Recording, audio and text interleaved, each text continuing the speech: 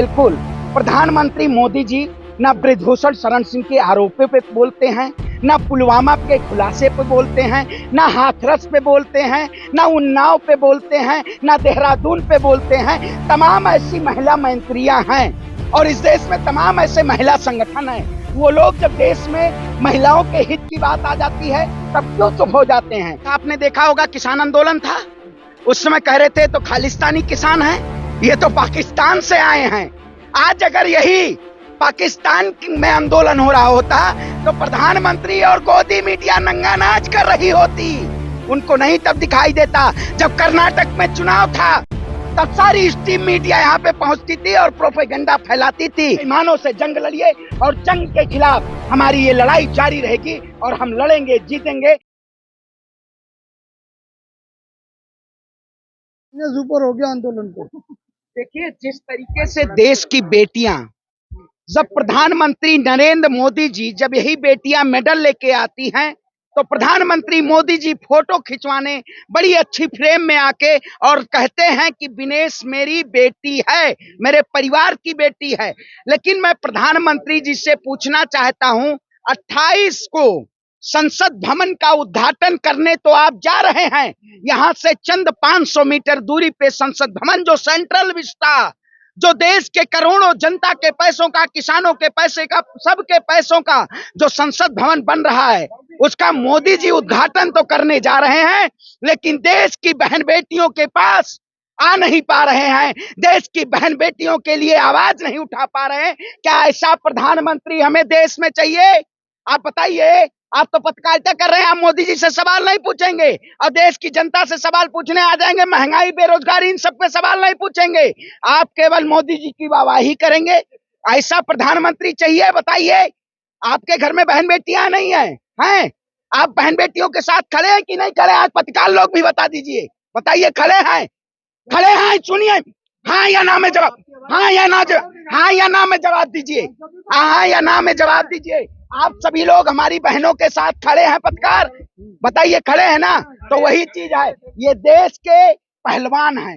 ये पहलवान वो हैं जब रेसलिंग करते हैं तो वो अपने माँ बाप सबको बेफिक्र करते हुए अपनी जी और जान लगा के वो पहलवानी करते हैं और देश के तिरंगे का मान और सम्मान बढ़ाते हैं। लेकिन आज वही बृजभूषण शरण सिंह, जिनके ऊपर कथित तौर पे आरोप है यौन शोषण के, उनके ऊपर पास्को एक्ट के तहत FIR है। लेकिन ऐसा कौन सा डर है प्रधानमंत्री जी को जो वो चुप्पी नहीं तोड़ पा रहे हैं? बताइए, कौन सा डर है प्रधानमंत्री जी को? कौन सा डर है? नए संसद भवन बनने से क्या देश की आवाम को विकास हो जाएगा? नए संसद भवन बनने से हो जाएगा? भाजपा के नेता कह रहे जांच चल रही है, कुछ लोगों को भरोसा नहीं है। एक समय दौर था, आपने देखा होगा किसान आंदोलन था, उस समय कह रहे थे तो खालिस्तानी किसान हैं, ये तो पाकिस्तान से आए हैं। आज अगर यही पाकिस्तान में आंदोलन हो रहा होता तो प्रधानमंत्री और गोदी मीडिया नंगा नाच कर रही होती। उनको नहीं तब दिखाई देता। जब कर्नाटक में चुनाव था तब सारी स्ट्रीम मीडिया यहाँ पे पहुंचती थी और प्रोपेगेंडा फैलाती थी।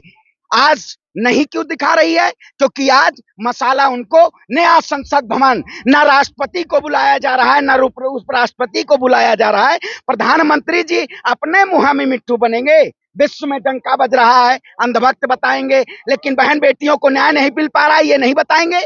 ये जरूरत है कि हमें देश के कोने कोने से हमें आवाज उठनी चाहिए कि हमारी पहलवान बहनों को न्याय मिले और हम न्याय के प्रहरी हैं, हम न्याय की लड़ाई लड़ेंगे। हमने किसानों के लिए सड़क पे लड़ी थी और आज भी सड़क पे बैठे हुए हैं। हम इस लड़ाई को लड़ेंगे और जीतेंगे। सत्य परेशान हो सकता है लेकिन पराजित नहीं। जो भैया 1 साल किसान आंदोलन में बैठे थे, मोदी जी तो तमाम डंडा लाठी डंडों की बरसात कराए, पानी की बौछारें, मोदी जी ने तो कील भी ठोकवा दी थी। ओलंपिक खिलाड़ी 1 साल तक बैठे रहेंगे। अरे 1 साल तक बैठे रहेंगे ओलंपिक खिलाड़ी। मैंने क्या आपको कहा है? आप चश्मा लगाए हैं, आप चश्मा लगाए, क्या कहा? क्या कहा? मैंने कहा, मैंने क्या कहा? मैंने कहा 1 साल के, मैंने कहा 1 साल, सुनिए, देर से मिला हुआ भी न्याय अन्याय के बराबर देखिए आप बताइए, सुनिए, मैं कहता हूँ न्याय के लिए हम लड़ाई 1 साल नहीं 10 साल बैठे रहेंगे। 24 में चुनाव है, सत्ता, सुनिए, देखो 24 में सत्ता बदल देंगे, 24 में खड़े तो रहेंगे? क्या कठुआ रेप कांड के फेवर क्या में यदि देखिए, कठुआ रेप कांड मैं के फेवर में यदि हाथ रैली सुनिए, नहीं निकली होती तो ये नौबत नहीं मैं हाथरस पे प्रधानमंत्री, नहीं आती हाथरस पे भाजपा नेताओं से पूछे हिंदू में, शंभू रैगर के हिंदू फेवर में सुनिए, शंभू रैगर के आप फेवर बताइए, में आप हिंदू रैली नहीं सुनिए, निकली होती तो अरे ये नौबत नहीं सुनोगे आती। सुनोगे सुनोगे कि चरण बंदन मोदी जी का करोगे, सुनोगे मेरी बात, चरण नहीं कर रहे। चरण बंदन नहीं सच करते बता हो, रहे। चरण बंदन अगर नहीं करते हैं तो आप बताइए, हाथरस पे जब वो भी हिंदू बेटियां थी, नहीं थी, बड़ी बड़ी सरकार वाहवाही करती है कि हम हिंदू हितैषी की बात करते हैं, सरकार बात करती है हम हिंदू हितैषी की बात करते हैं, क्या हिंदू की बेटियां ये नहीं है, हमारी बहन नहीं है? हिंदू हितैषी की बात करने वाली सरकार, प्रधानमंत्री हिंदू, देश का पूरा कैबिनेट हिंदू, लेकिन आज 1 महीना हो चुका है, उन बहनों को न्याय नहीं मिल पा रहा है।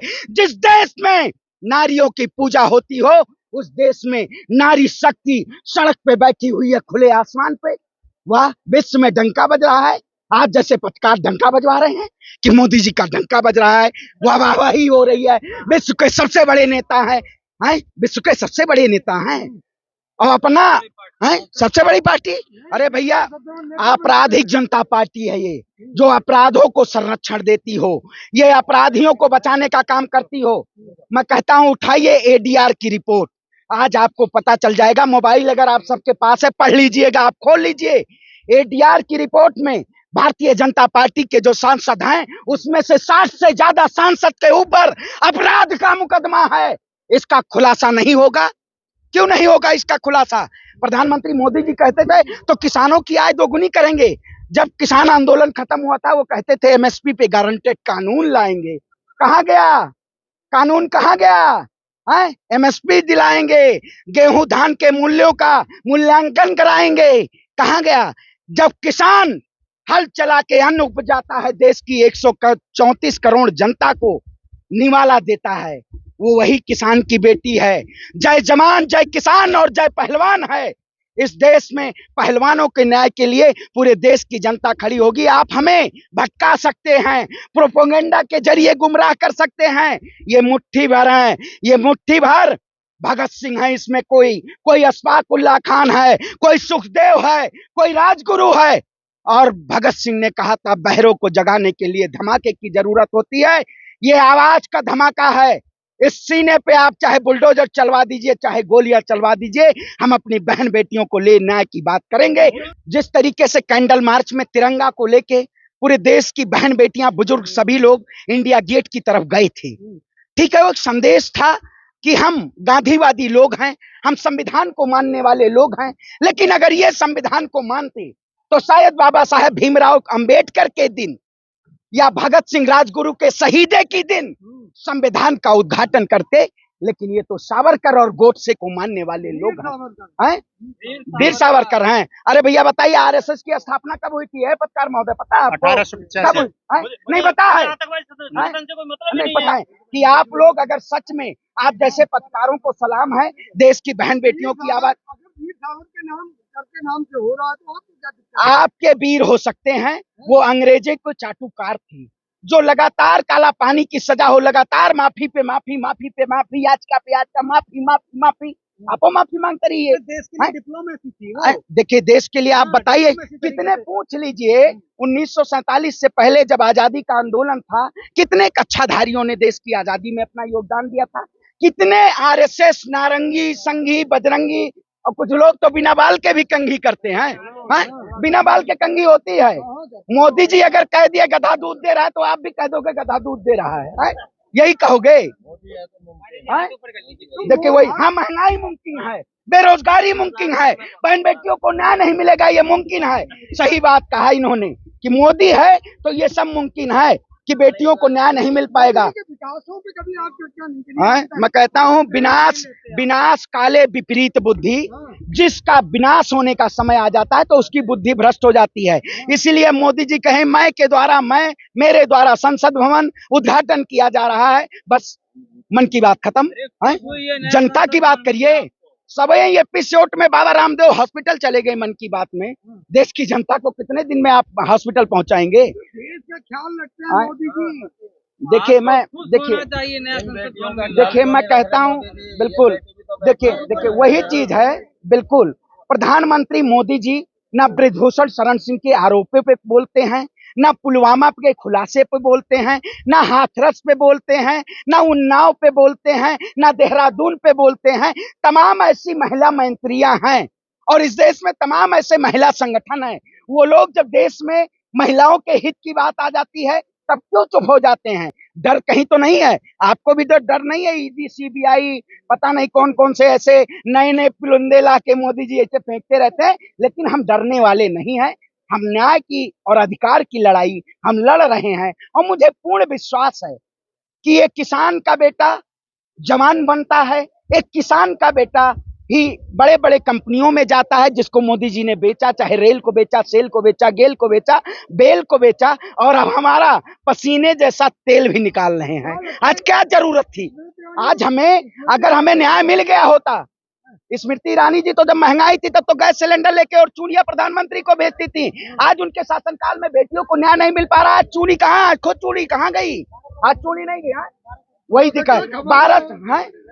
हो सकता सूचना नहीं मिली हो। सूचना न मिली हो। अरे भैया, इतनी बड़ी बड़ी मीडिया खबर चला रही है और मोदी जी को सूचना नहीं है। 7 लोक कल्याण मार्ग 500 मीटर दूरी पे है और मोदी जी तो मोर के को दाना खिला देते हैं, लेकिन जब देश की बेटियां सड़क पे बैठ के खुले आसमान में नमक रोटी खाती है, मोदी जी को नहीं दिखाई देता है? अरे भैया, खुद तो मशरूम की रोटी खाते हैं और उनके नेता कहते हैं, मैं कह नहीं सकता हूँ ऐसे कि मैं क्या इसकी रोटी खाता हूँ। मैं उनके जैसा अमर्यादित शब्द नहीं उपयोग करता हूँ। मैं संवैधानिक दायरे में बात करता हूँ। मैं इस देश का युवा हूँ और युवा ही होने के नाते मैं इस देश के तमाम किसान और नौजवान से कहता हूँ कि निकलो घरों मकानों से, जंग लड़ो बेईमानों से।